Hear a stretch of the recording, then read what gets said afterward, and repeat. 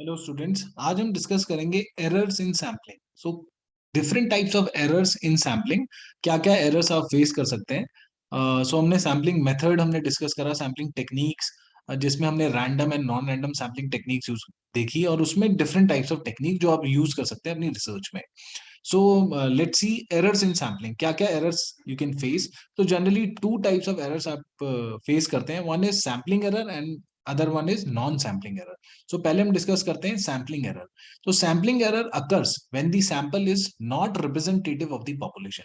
जब आपका जो सैंपल आपने सेलेक्ट करा है वो पूरी पॉपुलेशन को रिप्रेजेंट नहीं कर पा रहा है, तो उस एरर को हम कहते हैं sampling error. So when random sampling technique are used to select elements for the sample, sampling error occurs by chance. So generally जब आप random sampling use करते हैं, so random sampling का purpose ये है कि जो sampling error है वो reduce हो।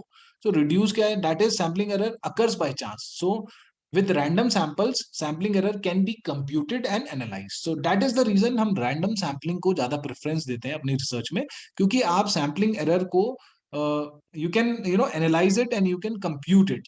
So it would be possible to compute the sampling error, but non random sampling में आप sampling error को compute नहीं कर सकते हैं। So sampling error क्या हुआ? जब आपका सैंपल पूरी पॉपुलेशन का रिप्रेजेंटेटिव नहीं है, तो जो एरर होता है उसको कहते हैं सैम्पलिंग एरर। सोर्सेज क्या क्या हो सकते हैं सैम्पलिंग एरर के? तो सोर्सेज की अगर हम बात करें तो the prime principal sources of sampling error are sampling method applied and sample size. So पहला तो आपका sampling method कौन सा अप्लाई करा है आपने। तो जैसे अगर हम देखें, the sampling error associated with simple random sampling will be greater। अगर रैंडम सैम्पलिंग में फर्स्ट होती है एलिमेंट्री जो है वो है सिंपल रैंडम सैम्पलिंग, तो उसमें जो सैम्पलिंग एरर होगा वो ग्रेटर होगा than stratified random sampling. Stratified में आप स्ट्रैटा बनाते हैं, उसमें भी आप रैंडम सैम्पलिंग करते हैं। सो आप अपने सैंपल को कंप्लीट रिप्रेजेंटेटिव बनाते हैं पॉपुलेशन का इन केस ऑफ स्ट्रैटिफाइड। तो इसलिए स्ट्रैटिफाइड में सैम्पलिंग एरर कम होगा as compare to simple random sampling. So sampling method कौन सा आपने अप्लाई करा है वो एक सोर्स होगा सैम्पलिंग एरर का। उसके बाद सैंपल साइज। सो सैंपल साइज जितना आप इंक्रीज करेंगे उतना सैम्पलिंग एरर आपका कम होगा। सो इसलिए you are always your supervisor will advise you to increase the sample size. जितना सैंपल साइज आप बढ़ाएंगे उतना आपका सैम्पलिंग एरर कम होगा, और जितना कम सैंपल साइज होगा उसमें चांसेस हैं sampling error could be there, क्योंकि वो रिप्रेजेंटेटिव पॉपुलेशन का नहीं होगा जो आपका सैंपल है। प्रीवियस वीडियोस में हमने देखा है सैंपल एस्टिमेशन कि कितना आपको सैंपल लेना चाहिए, सो वो आप देख सकते हैं। एंड नेक्स्ट है नॉन सैम्पलिंग एरर। तो पहला तो सैम्पलिंग एरर, उसके सोर्सेस, दूसरा है नॉन सैम्पलिंग एरर क्या होते हैं। So all errors other than sampling errors are non sampling errors.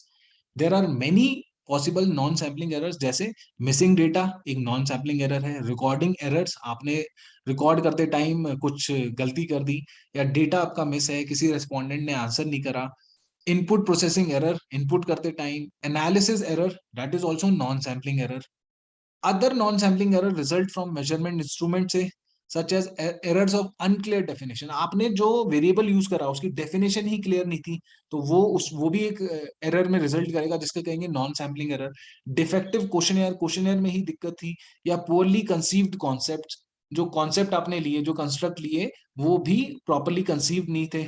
सो ये कुछ जो आपको एरर्स हैं, सच एज ये चीजें आपको नॉन सैम्पलिंग एरर्स में रिजल्ट करती हैं। सो सोर्सेज क्या है? Sources of non sampling errors include respondent errors and administrative errors. So broadly हम क्लासिफाई करते हैं सोर्सेज को। पहला तो रेस्पोंडेंट, जो रिस्पॉन्स कर रहा है, अगर वो ढंग से रिस्पॉन्स नहीं कर रहा है तो उसे हम कहते हैं respondent error. So if the respondent fails to provide information we call it non response error. So in order to minimize the non-response error, the researcher often seeks to recontact। अगर किसी रेस्पोंडेंट ने answer नहीं करा है, questionnaire ढंग से नहीं भरा है, तो हम क्या करते हैं, we try to recontact that respondent and get it filled again. Administrative error is the error that has arisen due to improper administration of the research process। जो पूरा research process था उसमें जो administration required था वो administration नहीं मिला, so that will also lead to error, इसे हम कहेंगे administrative error।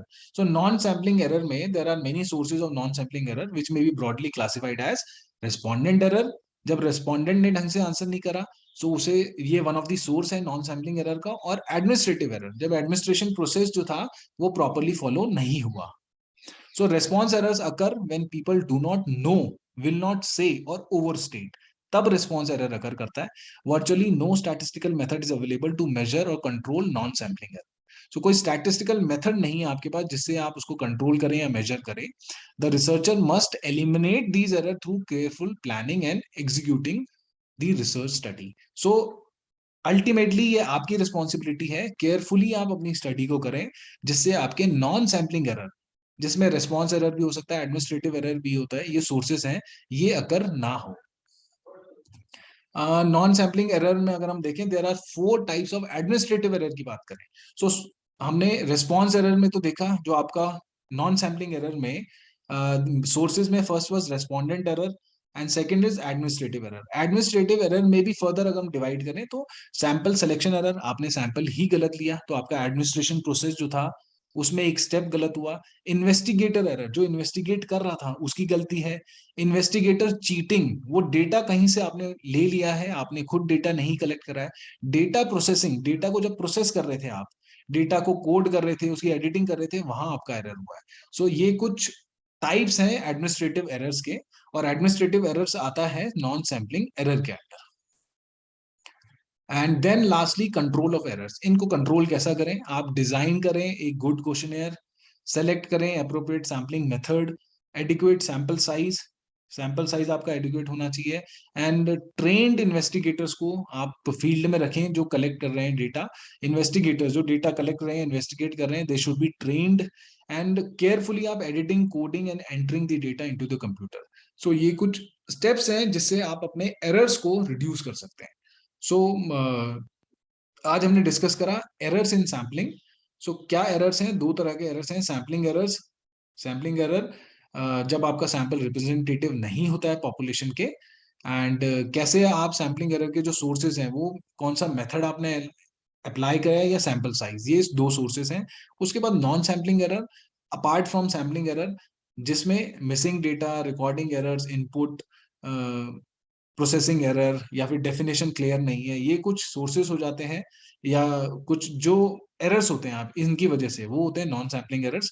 जनरली हम डिवाइड करते हैं response errors and administrative errors. Response errors को कैसे एलिमिनेट कर सकते हैं आप? कोई स्टैटिस्टिकल टूल आपके पास नहीं है टू मेजर करने के लिए, आप केयरफुली अपनी स्टडी को एग्जीक्यूट करें, that is one of the option. And administrative errors में भी बहुत सारे सब डिविजन है उसके, and then controlling of these errors.